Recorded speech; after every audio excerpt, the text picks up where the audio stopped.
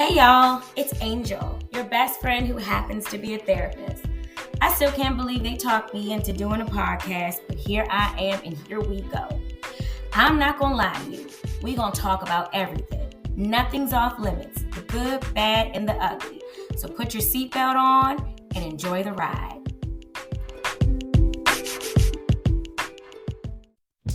So I'm not gonna lie to y'all. We're supposed to do this like at the beginning of October, which is our anniversary. Our anniversary is 10/1. We've been married for 13 years. And we were supposed to do this episode on, what is this? What is this supposed to be? I know how we met and like how we made it to 13 years. I think that's what it's called. How we made it? How we... Oh. Did we try to say we ain't make it? We make it. We making it. Okay. A lot of people don't make it. So, some stats, right? So, because on marriage and divorce. Now, I haven't looked up recently to see how much they've changed since COVID. But, the first 5 years of marriage are the hardest.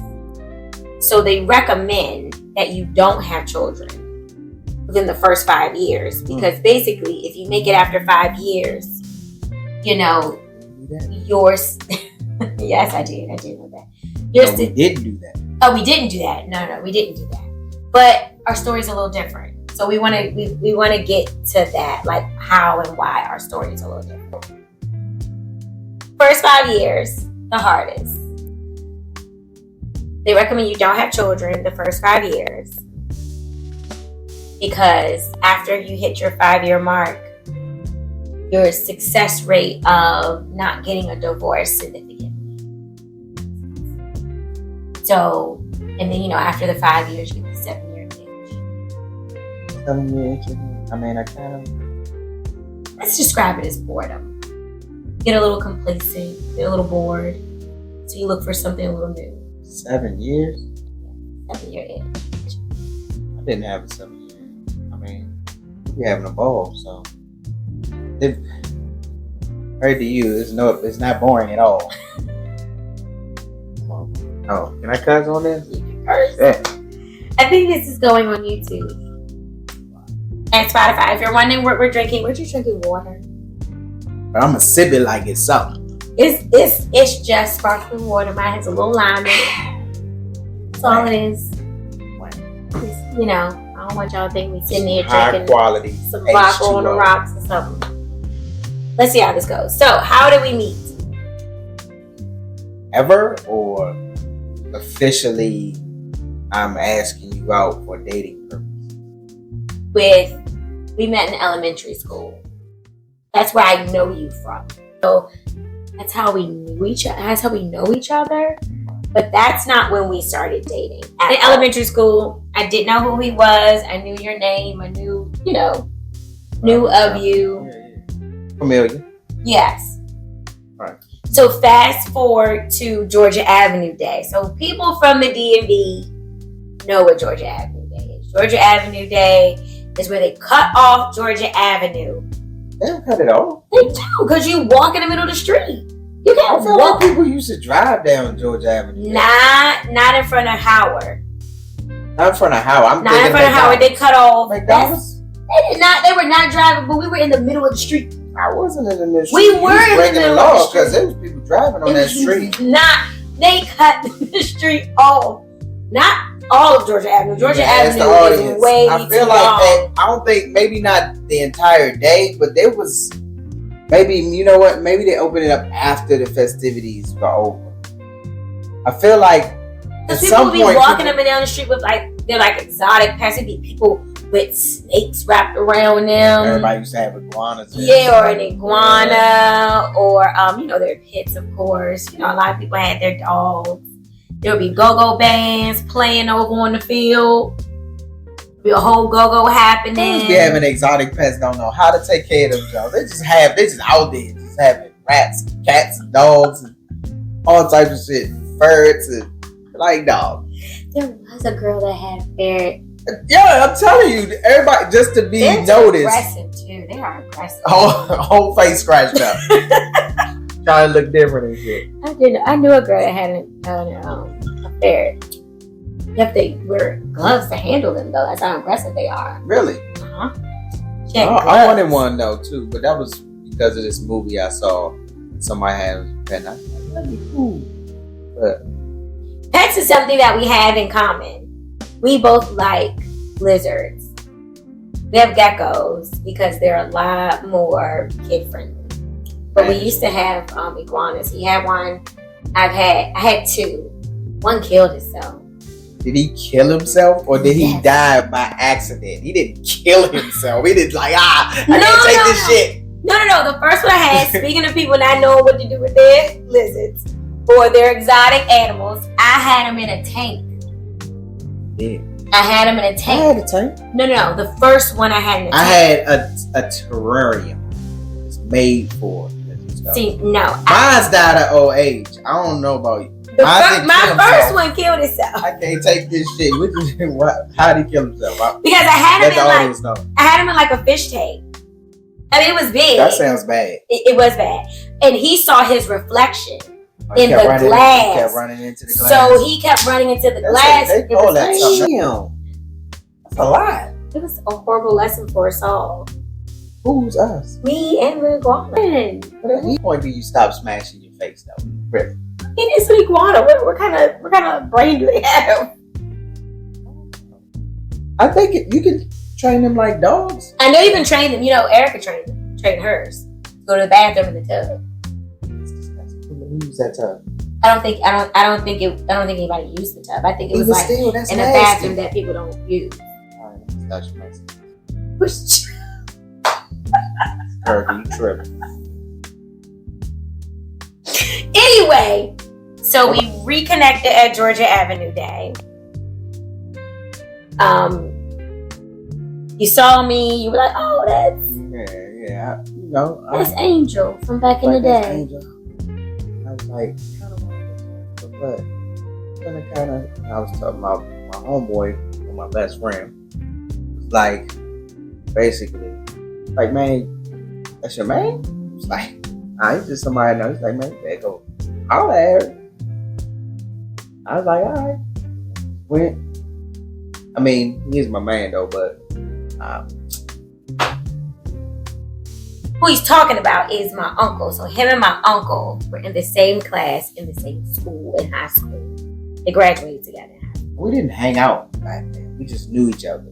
You know what I'm saying? He knew. So anyway. So then that happened. So then we dated for a year.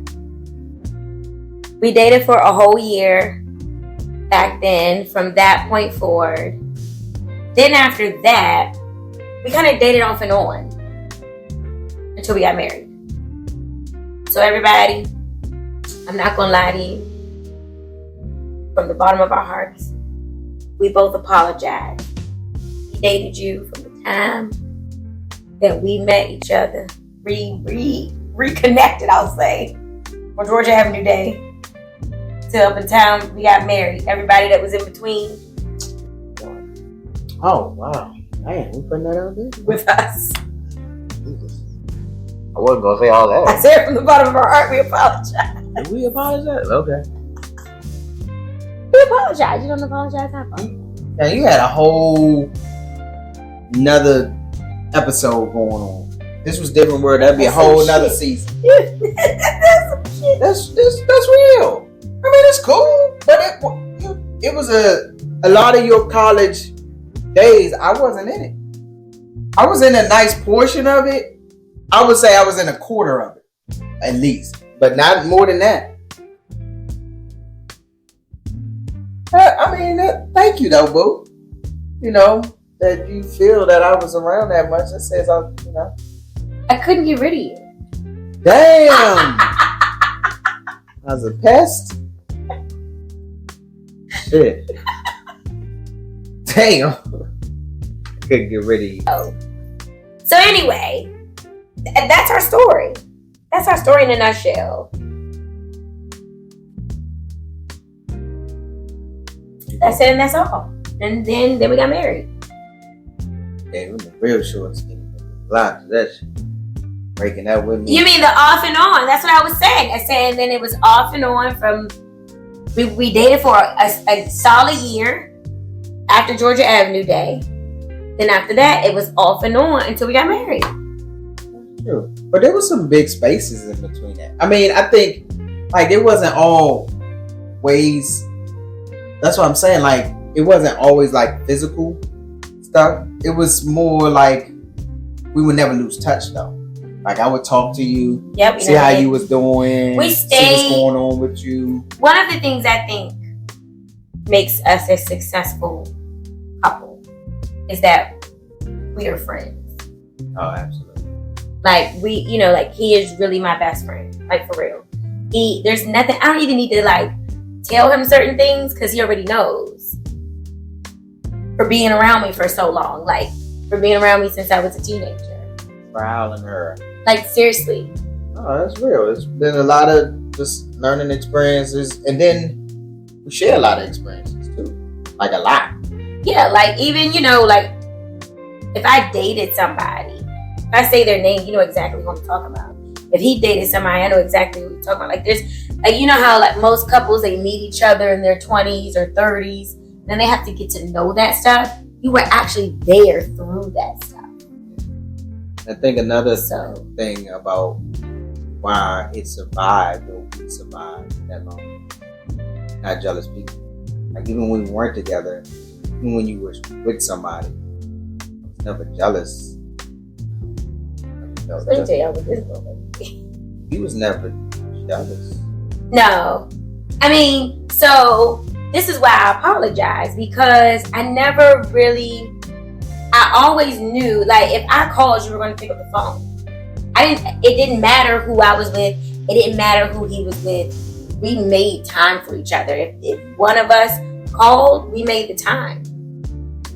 No matter what. One time, it was this boy I was dating. He told the boy that he was only temporary. You remember that? Well. That's... did say that, but it wasn't in a jealous way. It was just kind of like a matter of fact, like But you're only temporary. It's fine. It was a weird energy between us because we never even really, to be honest, I think the only thing that related us was you, and it wasn't even. I think it was more on like some male competition type thing. But you brought up jealousy, but I'm saying like we weren't jealous because we knew that there was always a place for us. So I feel like people that are jealous, they're fighting for that person. That's it was right. we never felt like we had to fight for it. Even when we weren't together, that's the weird part because you think we would be trying to get back with each other, but I felt like we never. When we weren't together, we just wasn't together. And then when we were together, we were together. Like, it was never like, I never felt like I was fighting for you with somebody to a certain degree. Like, I guess, like I said, it was temporary. I didn't feel like I was really in competition to a certain degree, because I was never secretly calling you, be like, yeah, holla at me over here type shit. Never like that. No. It was just like, how y'all doing? Everything good? Or you trying to go out? Go out. Here's our story. And now our children go to the same elementary school that we talk about full circle. We also got married in the church where we were both confirmed at that elementary school, right? This is a Catholic school, so we met there. We got married there. Our son was baptized there, and now both of our children go to that school. Right. Crazy because you think about it, like that was so long ago. We were young and didn't know. I would say, never in a million years would think. Gonna get married. Really do that. That's a wild story. That's why God don't tell us nothing. That's why He got us on a need to know basis. Yeah, because if I did, I might not have married. Yeah, if he told us that back then, we would be like, what? Yeah. We would have messed it up. We would have messed it up for sure. Like, for real, we would have messed it up. So that's our story in a nutshell. That's how we made it these 13 years so far. 13 years married. How many years altogether? What would that be? What years is it? 2026. 2024. How many years is that from 1996? We gotta calculate it. Where your phone at? 28. My math is on. So 28 years. 28. 28 years we have been. Wow. Okay, don't get me wrong. The first 5 years is an adjustment period. Living together, learning each other's habits and little quirks is definitely an adjustment. But at some point, you have to adjust. You have to change. People always say, "Not gonna change. Gonna stay the same." But yeah, but that's anything. Nothing stays the same. Everything changes, especially people. You're supposed to. You should. If you're not changing, right? If you're not changing, something's wrong. And then somebody's gonna stay stagnant, and that's not gonna work anyway. Yeah, that doesn't work. You have to grow. That's how you mature. You learn, you grow, you get better. You mess up, you get yourself up. You learn the lesson. You do it differently. Yeah, I think. I don't know, but I think key to it all for us was, like you said, we genuinely are friends. Enjoy each other's company. Laugh almost every day. 13 things. Laughing. Every day. Laughter is the cure every day. You can laugh. Good. You don't have a sense of humor. Pray for you. You gotta have a sense of humor. Like women. God does. I'm telling you. Men and women. Like he can't be funny and silly and you be all serious and stiff. And it can't be the other way, vice versa. You can't be all too hard to laugh and life too short for that shit, man. You gotta be able to balance it. Especially if you with your spouse, you gotta be vulnerable. You gotta have that flexibility. You gotta laugh. You gotta cry. Absolutely. You gotta, be sad, be mad. You gotta be who you are. You can't hide that. It's another thing. How if you really think about it, how is that even possible? How would you be with somebody and be not who you are? Not be like people, like you said, you hear stories about women wake up earlier before their husbands put makeup on and put their face on. And how do you do that for the rest of your life? That's insane. I can't do that. Then if you got to do that, then he ain't the one. Or she ain't the one. Like, if you have to put on that facade and do all that day in, day out for the rest of your life. I mean, part of the definition of your soulmate, right? So your soulmate is the one that God, right, made for you, right? So that is who that is. How you know who that is being able to be yourself and they accept you for who you are. And they push you to be better. And you receive that motivation and pushing to do better. Trust me, y'all see it on camera. He be checking me all the time. All the time. Yes, you do. They don't see it. This is the first time they see it. No, there's like clips of us out there. Oh, those clips. I forgot about that. Yeah. But he check my ass all the time. All the time. It goes both ways. Everybody does corrections and stuff, but and they in the, like you said you want to receive it well, but let's be clear, it ain't always gonna be received well. That's just life. But 80% of the time. I will say that is something that I had to work on in the marriage, is receiving the feedback that I didn't want.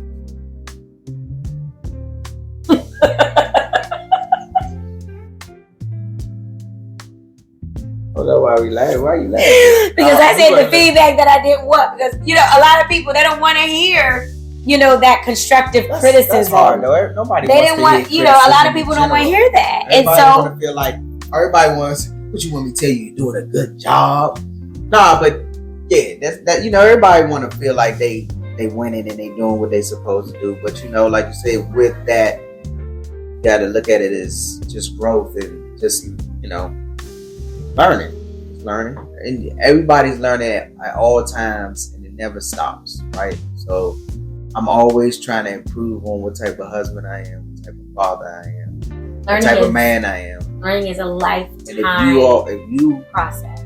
Right. And if you go on with the approach that I'm good and I got everything on, you the one that ain't good. You're screwed. Because there's always something that you can improve on, right? So nobody's perfect. So it's just, can you deal with it or can't you? That's just the bottom line. When people get married and, I was working in the corporate world and, they send around the card for you to sign. I will always say it never failed. Good luck on your new job. And Mike used to get offended. I remember when I first told you that, you was like, job? Does this feel like a job to you? Yeah, this shit is a job. This is fucking hard work. It's hard work. It's hard work because it requires you to look within and look at yourself and say, what can I do to make this better? It's not just about what the other person can do all the time. Like, you pick up on, sometimes it ain't even a fact of saying anything. It's just visual cues that you pick up on that you learn over time with dealing and living with that person. And then he says I blink. Oh, she's out. That's one of the things that he pointed out to me. Very much so. He said, I know how you feel about how you blink. It sounds funny, but it's true. Her blinks change. And I don't even know how I start noticing, but it's a thing.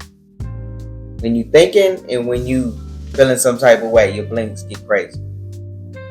They're not normal. So yeah. But over time, that's what. These are the things you learn. Be patient with each other. Be open. Be open to criticism. Don't just, if your partner tells you something that they like or don't like or need you to do better or need you to do less of, don't just write it off. Don't write it off. Don't brush it off. Really take that information and consider it. If no one should. You should be able to trust your partner. Be able to live your life to its fullest potential, whatever that means to you. Somebody's hinting in that fashion, then kind of move on because this ain't no rehearsal. There's no second chances. Now or do it all. All right, y'all. So that's it. That's our story. That's our love story. We fast forwarded through a whole lot. Because 28 years is a lot. This video will be forever, and y'all probably turn it off way before. Y'all be asleep if you're not already asleep. This gonna be gone. Right. For real. Like, for real. It's been a long time. Like, we have so many stories. Right. Like, endless stories. We should probably write them. For our kids. See, that's the whole thing with those experiences that we do together that we learned from. I mean, there's so many. How do we make it 28 years? Communication and friendship. Friendship for sure. Communication for sure. I think that's what'll get you through those first 5. We didn't lie to each other. Even when it was hard. Some of those truths hurt. We didn't lie to each other. Lying for me is hard. Actually, I'm really bad at it. We didn't do anything too crazy. Like I feel like we had hard arguments and like disagreements. They were far and few. You know what I mean?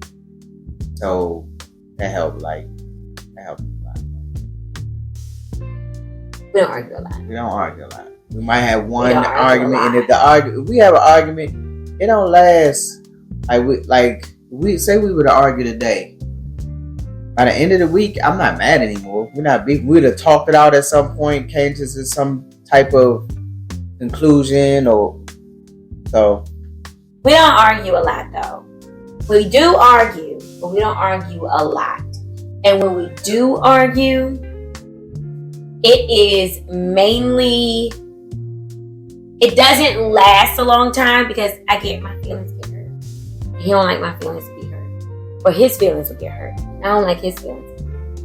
So at that point, we do what needs to be done so that we're not hurt. Yep. I don't hurt you.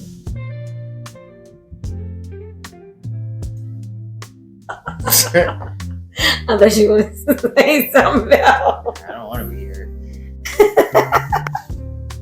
That's real. No, I don't. I don't want to hurt your feelings. I don't want to hurt you at all.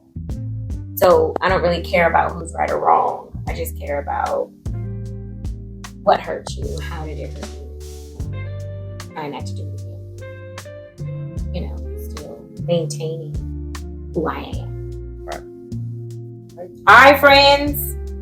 But either way, I'm not going to lie to you. I don't know how this turned out. I don't know if we're going to continue this on video. We're going to see. And if you're watching this, it's not out of order. Hope you got something from it that will help you or help someone you know. Peace.